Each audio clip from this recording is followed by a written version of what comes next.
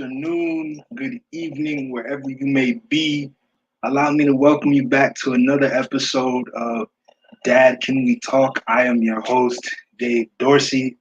It is my first full month on Dad, Can We Talk? I've been doing this for a month, and I really can't think of any better way to cap off a month than with this episode right here. I'm excited.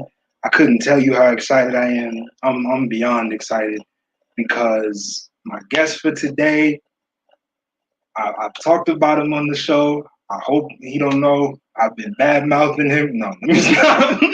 I haven't been bad mouthing him, but I'm excited to have him on here for what I know will is his first episode, but will not be his last episode. So please do me the honor of welcoming on to Dad Can We Talk, my father, Mr. William Glover.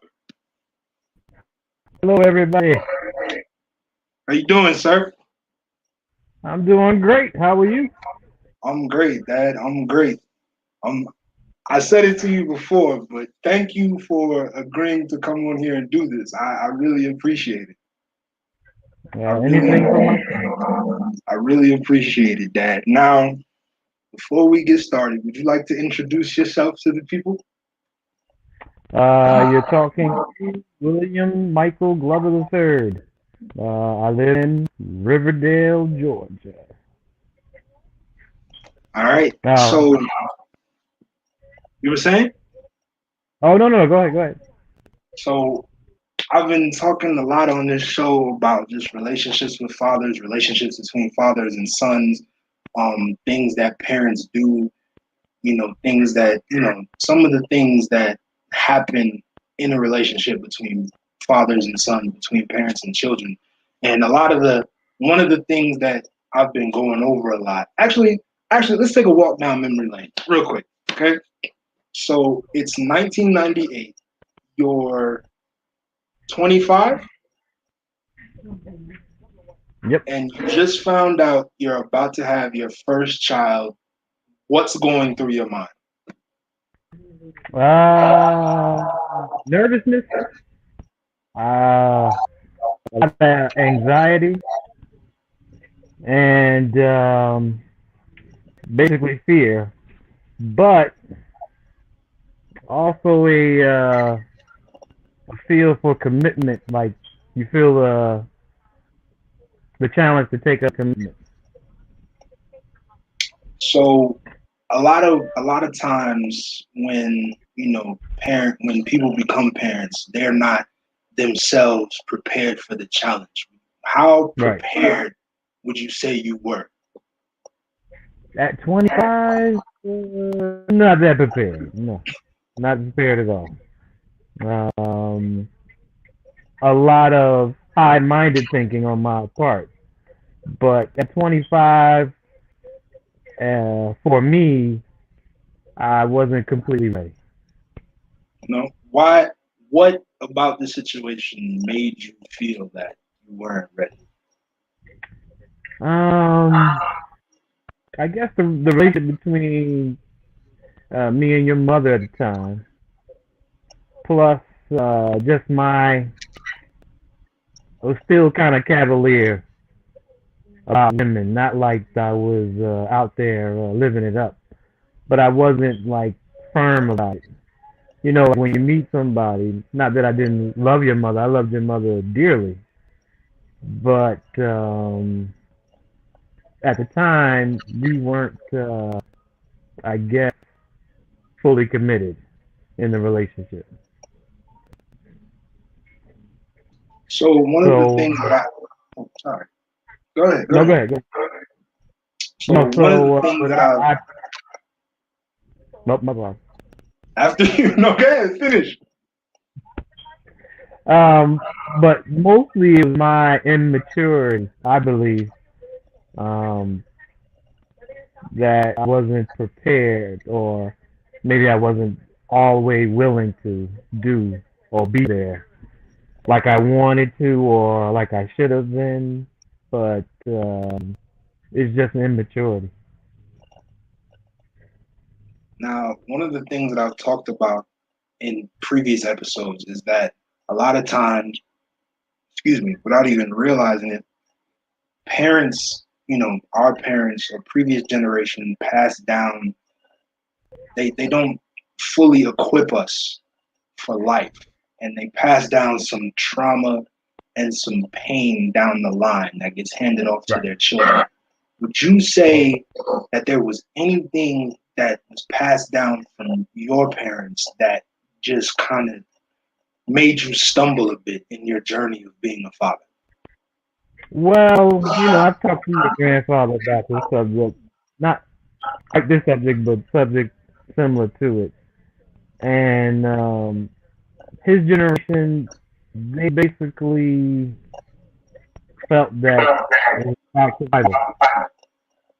For them, it was nothing but survival. It wasn't, a lot of us, or a lot of them, I'm sorry, they, their objective was just to get the goal, and the goal was to survive. Nothing else, nothing more. Uh, there's a lot of us that were high-minded and thought about the big picture and, overcoming trials and tribulations. That's what a lot of us wanted to be, and a lot of us tried. You think about black heroes or historical figures, but a lot of us were just by the seat of our pants trying to make it happen, and they didn't want to not survive. And your grandfather is a perfect example of that. A very wise man, but in that wisdom is a deep-seated "I don't want to fail," "I don't want to go hungry" type of mentality. How would you say that your relationship with your father affected the relationship that you have with all of your children? Well, I think he said it best when we were talking about a similar subject. He said it best. Um, what I wanted from him was him. The blueprint was him for me to know the ins and outs of him. But fathers, like I said, of his generation, a lot of them they had no time for that. You know, they worked long hours, sometimes 2 or 3 jobs, just to keep family afloat. Even when they were doing well, they were not satisfied. They went out and worked some more. Um, but that was built in. That's how they were raised to have that mentality that I got to do. And but it creates to me some distance sometimes with children when your children need that guidance. Your grandfather on your mother's side, a very always saw him as a very powerful figure. He was a very well loved man, and it was because not only did he bust ass and took care of the family, but he inspired too, and not just by his words, by his actions as well. So, um, my father, but you go back to his father. He'll tell you stories about his father and how distant his father was to him. And I guess over generations, that can be a powerful force to be, not aware of that, to maybe overlook that. And that's what he did, and sometimes in my life. But I love him for all the hard work that he that he did and that he brought to our family, and I appreciate it more than ever now. I can respect that. I can respect that. So you have two other children. There's three of Right, us total. And right. how would you say your relationships stand with all of them? Well, um, you never you never fully know because unless that relationship is built up, and unfortunately, with my children, because of the distance between us, um, it's hard to build that trust. But I believe, I pray that my relationship with my eldest son and my daughter, I pray, because I interact more with you two than Elijah, because Elijah's got a girlfriend, got cars, got people to hang out with. He's a superstar, Right. and I can only hope to reach that level one day.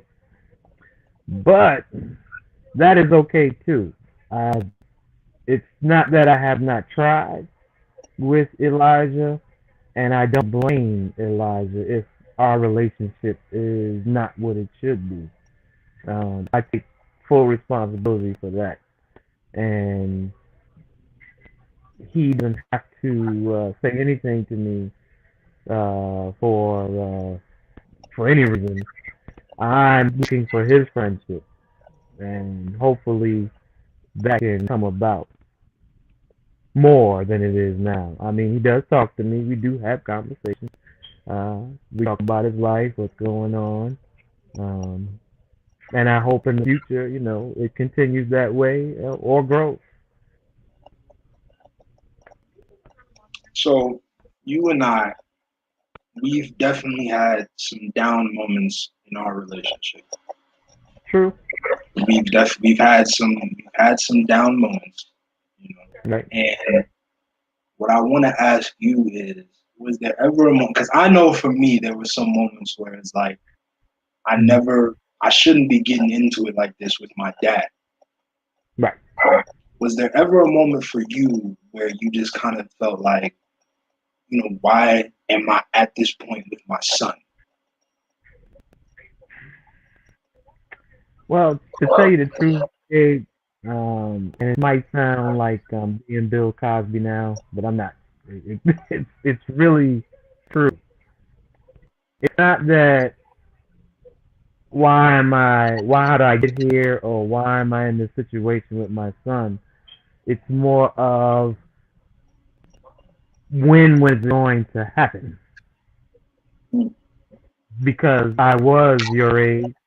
I went through the things, or even more things than you might have gone through, and everybody, to get along with life, there's some bumps. And I knew it wasn't like, oh, I'm shocked. I was like, when is it going to happen? You know? Because there's things that in our relationship that I think might be resolved. You know what I mean? So, yeah, I was just waiting, because I can't force it on you. I've always tried to open the door for you if you wanted to talk to me about anything. I've always left that door open, but I knew eventually that it was going to come to a head. Now, you don't know how it's going to happen, how it's going to go down, but you know that it's going to come to a head. It's eventually going to get there. All right. You said that you left the door open for me, and you did. And there were plenty of times in my life where I felt like I couldn't come to you and I couldn't talk to you, Right. due to just the circumstance. You were always so far from me. Right. Hmm. And again, I know the effect that us being so far apart had on me, but children aren't always aware of the effect that it has on their other parent. So was it like for you, for me, for us to have so much distance between us? Well, it is it's a feeling of it's your fault. Like in life, a lot of things that we don't own up to other people or other facets of our life. With our children, it's one area where you have to be honest with yourself. at least, and tell yourself what you're doing. And with children and being far away from them, it's the toughest thing because day in, day out, no matter what you're doing, no matter even if you're trying to have fun and get your mind off of it or just to relax, day in, day out, it's always on your mind. And you're constantly thinking about it.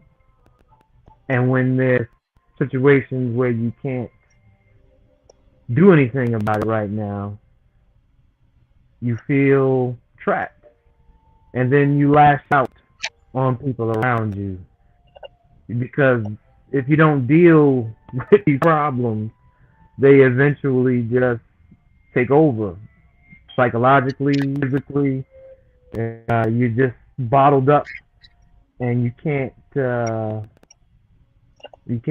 remedy it just like instantly or just get rid of it instantly. So one of the things that I address again in previous episodes is just that a lot of times children, it doesn't always compute that, mom or dad can't get there. You know, we don't always, as children, we rarely, if ever, take into account extenuating circumstances. So, Right. were there any like major moments in any of your children's lives, me, Zoe, Elijah, were there any major moments that you just look back on and think, I should have been a part of that? Oh, definitely. As a as being so far away, definitely you feel like in everything you do, you want to be a part of. Elijah, I wish. I feel bad because of his graduation. Um, you, but nah, you kind of special. No, you kind of special, that dog. And Zoe's kind of special too because I've been to all her transitionings too. But Elijah, I think, suffers the most out of the three. And some of that is because I have spent time with Elijah, his mother, and stepdad. I spent time with them, well, really not stepdad, but his mother. And every time I did, he seemed just more comfortable there. When I took him with me, I mean, I could tell you a story. When I took your brother to a mall in Queens to buy him school clothes, and this boy, like, he ran around like he just got out of jail, and um, he had never seen daylight before. So he ran around, and we were shopping, and I had to pop him, right in the right in the butt, and he looked at me like he's gonna kill me. He's gonna do me in. So, That sounds like he. That oh sounds like. yeah, he was gonna do me in, and I had to, talk straight to him. Look, we are not going to act a fool in here. That's what we're not going to do. I will take you home right now. Right. And he sharpened up a little bit, but he's headstrong, and you know where he gets that from. So my point to him is about him is that he got the brunt of it, but actually, I'm not saying he'll be all right, but he's okay. But his mother babied him from the jump. I mean, even in the womb, I babied him. I can't even. But that's his mother, though. You can't blame her for that. But yeah, I would think moments with Elijah are the ones that I feel like I should have been there. Moments with you, well, what we discussed, I should have been there. Zoe, that's what I feel about all of you. I should have been there. It don't matter what it was. A boo boo on your finger. Uh, remember the bus incident? Let's not talk about the bus. Okay, we're not gonna. That's what I'm saying. So We did not come on here to talk about the bus. That's not what we're here for. well, I'm not gonna say any more about the bus. I just said I referred. See, like for example, no going any further into it. But anyway, yeah. But I feel like I should have been there for everything. I should have been there for whatever it was. But I think, yeah, there are certain moments where definitely I should have been there. Another thing that I kind of touched on a bit is how Mm-hmm. a lot of times the other parent, because of how they feel about who they had a child with, they will not allow the child to, that they'll interfere with the relationship the child has with their other parent. Would you Mm-hmm. say on your end, from your perspective, there's been Mm-hmm. interference between you and the mothers of your children? Ah. Well, let's start with the youngest. Let's start with Zoe. Um, her mother and I might have disagreed about a lot, but we were on the same wavelength about rearing children. Um, she's a little bit softer, and I understand, but that's expected. Um, there was no problem, and there was really no interference from anybody on her end. Let's start with, and then let's move on to Elijah. Elijah basically, basically one time I could say there was interference, and but it really was not dealing. It was more of Elijah putting up interference. Elijah putting static to his stepdad. So it really wasn't me. It's just I got involved, and but I didn't get involved too deep. I just spoke. I didn't really speak to the man. No, I did. I did. I did speak to him. I did speak to him, and we just agreed that, and I didn't meet him. We just agreed that it's his house. He has the right to have a say, but he just doesn't have a right to go off and do anything. And he didn't. He just was upset because he felt like his home was disrespected. And I agreed with him. Your home, you don't want no child disrespecting your home. So, but there was really no conflict between us. It was just more of a talk down, and just air it out. I think, though that was a long time ago, though. Now, for you, though, for you, my friend, well, I'm gonna say this, and I'm not going to go into great detail, but I'm gonna say this: things were agreed upon. I seemed confident that these two intelligent people I was in front of were very competent in what they were saying to me, and I just took them as for their word. And only thing I can do is blame myself for not following through. And the interference after that was said, which was agreed upon that it would be between me and your mother, then I was okay. But after that, it just seemed to be. your stepdad became more and more of a factor in the relationship. But he had already been a factor in the relationship ever since you were a baby. So I got static very early on in your rearing. So you, and I'm not trying to get on you or anything. I can say with more confidence, you were the child where you call me Carmen San Diego. I was all over the place. Wherever you needed you were, I was there or tried to be there. And yeah, much static from the beginning. I can. That's what I can say.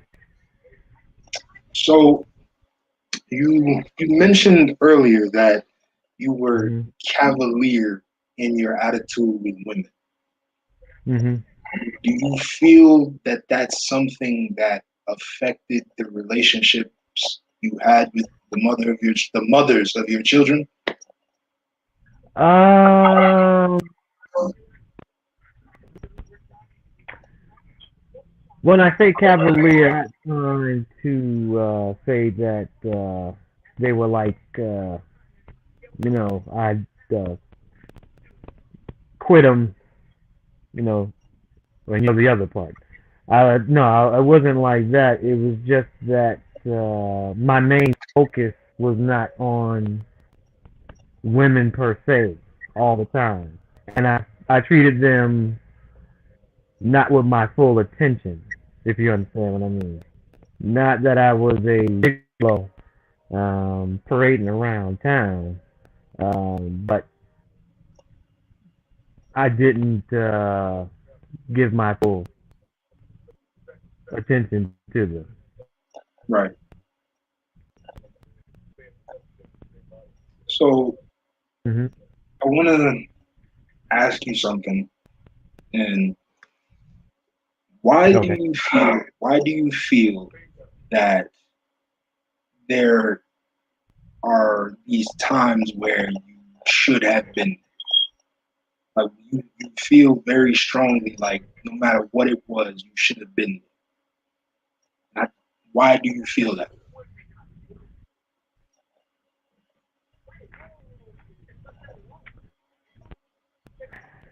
I don't know if it's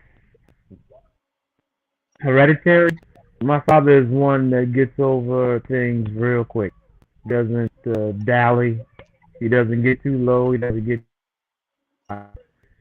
But my mother was one that where I got most of my love from.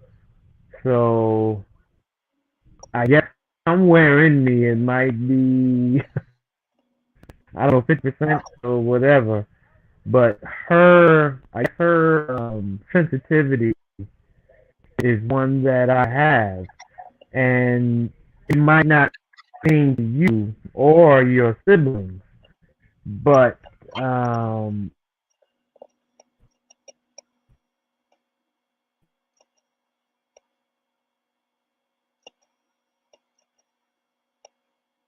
I think you might have lost your dad.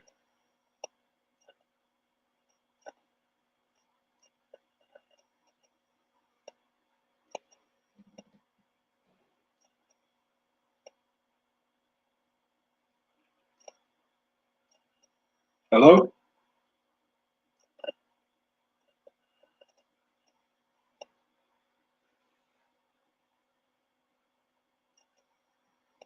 Okay, I think we might have lost him for a second. Okay.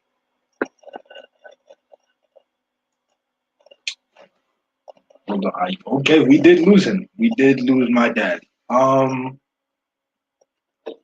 second.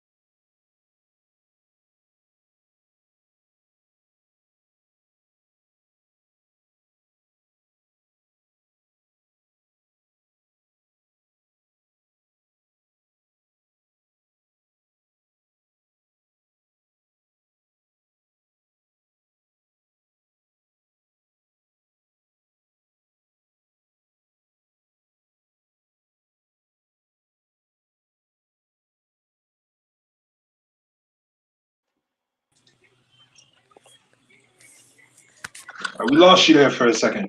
Yeah, my bad. You good? Yeah, my power cord. Somebody bent it up. Okay. It wasn't getting any power, but I had to go to the car. Okay. Okay. All right. So we left off on you were saying that, Grammy, may she rest in peace because she Right. was a saint. But her sensitivity and her love is what she gave to you. And that's why you felt like you always had to be there. I felt like I always had to be there and beat myself to a pulp if I wasn't. But there's really nothing you can say. It just comes down to me. Could I made a better effort? Yes, sometimes I tried. But you always question yourself about that because as a parent, I can say bad things about my mother and father, but the reality is that despite their shortcomings, they were always there for me. There's no time in my life where I could say they weren't. So do you feel now that you've gotten to a place where you can look back at your childhood, look back at how you were growing up, and forgive your parents for their shortcomings as parents? Oh, most definitely. That's the only way you can try to make a better relationship with your children, or or do that. Only way to get that or to make that happen is you have to forgive people that have done you wrong, because you'll just be suffering over and over again the pain that they caused you, and you get tired of beating yourself up and realize you have to move on. So I can say in my life that there have been moments where I've been angry with you, and I'm at a place now where I'm realizing that given the circumstances, you did the best you could with what you knew. You did for however things panned out, for whatever, for the circumstances, for the situation, you did the best you could with what you knew. And as I told everybody on here before, you gave me my love of superheroes, my love of comic books, because we can sit on the phone for hours and we'll talk everything comics and superheroes and all of that for Yes, hours sir. on end. There was a moment in my life where I really had to stop and, appreciate the fact that I had you, like, in my life. Like, I had to block out everything everybody was saying around me and all the stuff that was being thrown my way, and appreciate the fact that, I have something that not everybody has. Right. Was there ever a moment in your life where you felt like I gotta stop, take a second, and just, I'm thankful I have my father? Yeah. The day, unfortunately, the day your grandmother passed, and it was that moment that encapsulated every appreciative feeling that I had in my bone. Was the day that she passed. And I know that sounds strange, but um, the peaceful look on her face, like the journey was over, job done, well done, you know. And I thought about that peace, that the only peace that was in my life was her. She was um, the rock of the family. She Um, was. Once that was away, not many rocks left. Right. But That was the main rock. And she held not only our family together, she held my father's family together, she held her cousins or her sister's family together. It's amazing that what you learn, unfortunately, after people pass. Now we knew, she was the social butterfly and the do-gooder of charity. She was. She was. She was. But she gave without any hesitation to people, and that was special. Now I might have got that twisted a little bit, you know. I should have gave, but should have had some expectation. No, but anyway, she was that moment just encapsulated that she was that good angel on your shoulder, the one that always tried to get you to do the right thing. That's what my mother was, and that's the only I could say throughout my life, the only peace that I had. I had I just like you have said about your mother and your nana, is that you can talk to them, right? And you can lay down your troubles and talk to them.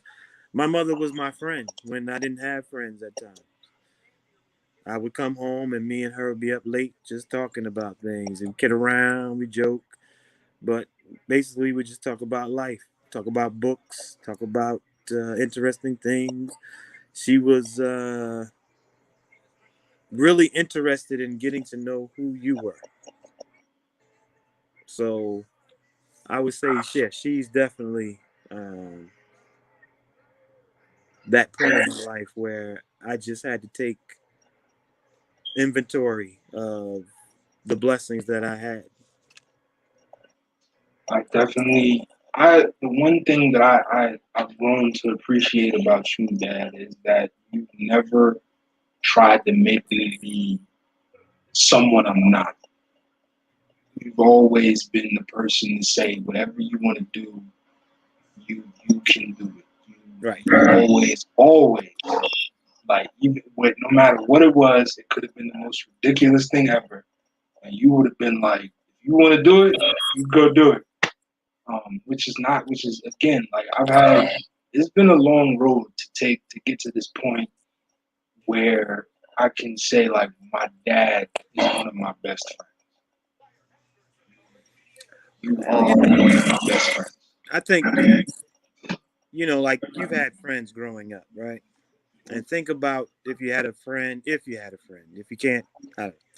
But if you had a friend that you didn't always get along with, but the friendship over the years still remained. I mean, there might have been some incidents. You might have went blows with them.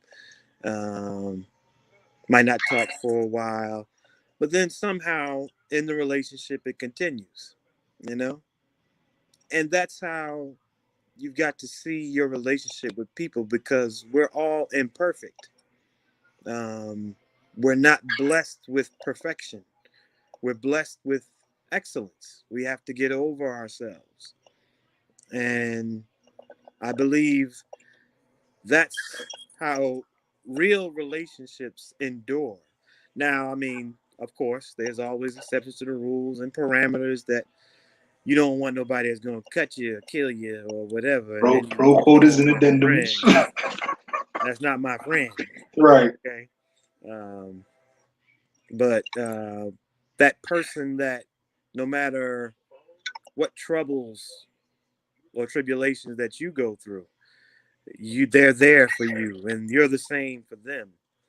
And think about your family, think about your siblings, think about your cousins.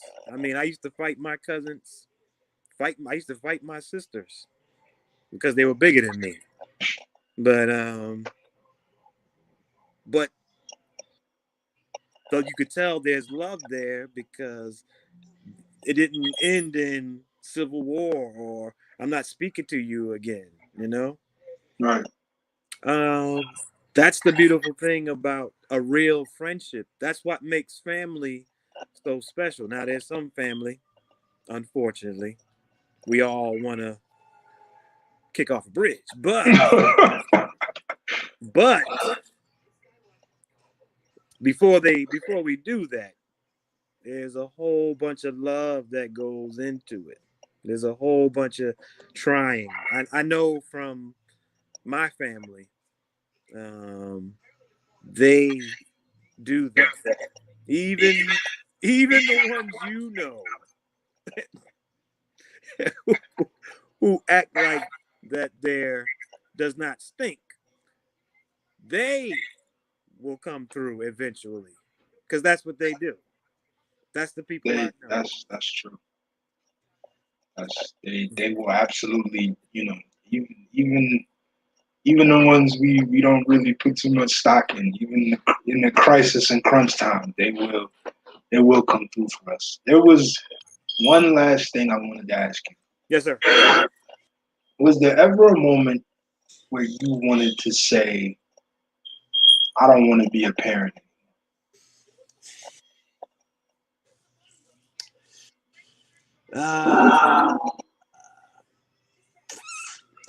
Well, besides Elijah, because I felt like no.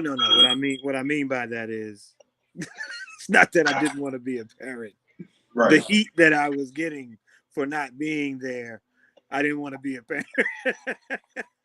His mother was on my back, and she was rightly so to be. And that's what I really did not want to be a parent at that time. But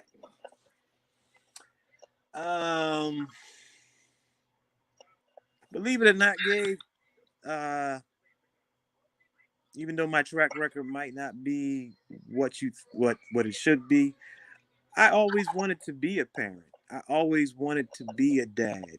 I always felt that I could contribute. But I think for me, my mentality was one of when I get like fighting for my kids, I always get bogged down to a simple answer, and it's usually the wrong answer. It's the wrong answer. And the wrong answer is leave it up to the mother, or the mother has the last say. Because I felt like I had respect for my mother. And not that it influenced me about my father, but I had conversations with my mother about her relationship. Not something that I would suggest mothers do, but I felt it was my responsibility as her son to listen to her because it seemed like she had nowhere else to go. Um, One thing about my mother's generation and my father's generation, I believe there is a heightened awareness of what you appear in socially. They are it's something ingrained in them about the way you're supposed to behave, the way your business is put out there in the streets, so on and so forth. And that I wouldn't recommend it, but she told me, and I always wanted to be a parent to rectify that wrong because I felt like my mother wasn't being listened or heard. And I wanted to be the type of father like Bill Cosby was. Well, the old Bill Cosby, not the new Bill Cosby, but the old Bill Cosby. But my thing is that that's what I wanted to be. But when you get in a relationship, yeah, those Cosby shows and the TV shows, they have no bearing on these relationships. It is mano y mano, and somebody's going to get hurt. Unfortunately, we think we're civilized, but let's get into an argument with each other. We'll see how uncivilized we can be. And instead of more fighting for you guys, well, not all of you, because it wasn't always a fight. It wasn't always, even with you, Gabe, it wasn't a fight. It wasn't always a fight. But most of the time, it felt like a fight. And I tried everything by being conciliatory, by listening, by doing the things that I thought she wanted. But that's not the way you got to be. That's not fairness in a relationship. That's not getting your voice heard. Neither is screaming and yelling, neither. It's that you have to stand your ground and say, this is what I believe, and I'm going to fight for this. And that person is either going to accept it or they're not. That doesn't happen all the time, but it, it does happen. We do have to stand our ground, even with the people that we love. We have to stand our ground and say, look, I love you, but this has to be done. So, and I promise this is my last thing I'm gonna ask. So you, on your perspective, on your end, you just feel like I should have put my foot down. I should have been more. Can't quite think of the word. Well, with you, I tried. I really did. I hate Yonkers, and I tell you, and I'm sorry, people from Yonkers are there. It's not the people. The people in Yonkers are wonderful. They're beautiful people. I'm tired of Yonkers. I had enough of Yonkers. I'm tired of the train. I'm tired of the bus. I'm tired of the car going to Yonkers. And I'm tired of the court system. I dealt with the court system in Yonkers. Now, there are lovely people in the court system. There are. But I'm tired of the Yonkers court system. But at the end of the day, like I said, that guilt just rides you. And no matter how much you think you've done, you always feel like there's more to be done. And at a certain point, when it was just going to be a constant battle, I didn't fight. I felt like I didn't fight enough. And then when other incidents came up, I just felt like I should have done more. I should have just did more, not just, emergency movements or emergency measures at the time when you find out, but beforehand when you felt like this ain't right. I just can't trust what this person says off the rip because I know them or I feel like I know them. They wouldn't do those things. Look at Jeffrey Epstein. So my thing is there's examples of times when you feel something and you should act on it.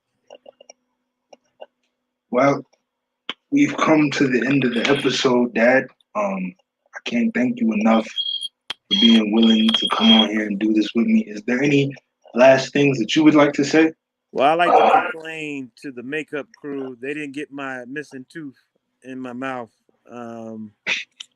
Your makeup crew is terrible.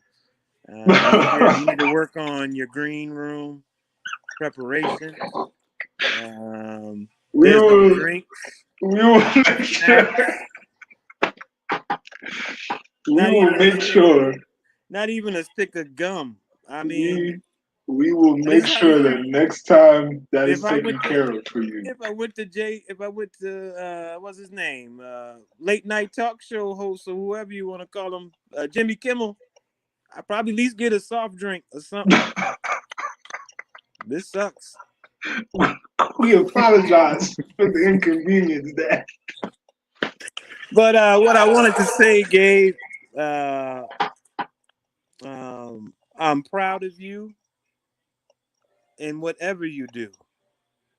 And my thing was for you to find your passion and whatever that is. And sometimes along the way, of doing something you don't want to do, you find your passion.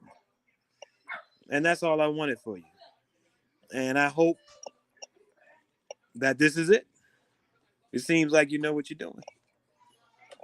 And where's my check? I got you. I got you. No worries.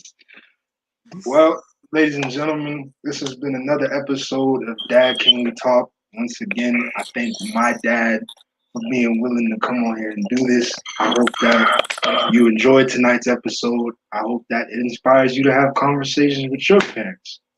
I'll be back next week.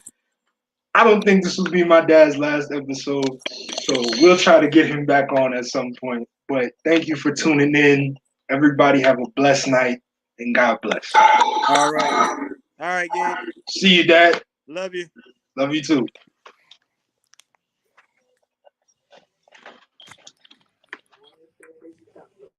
Like, can you repeat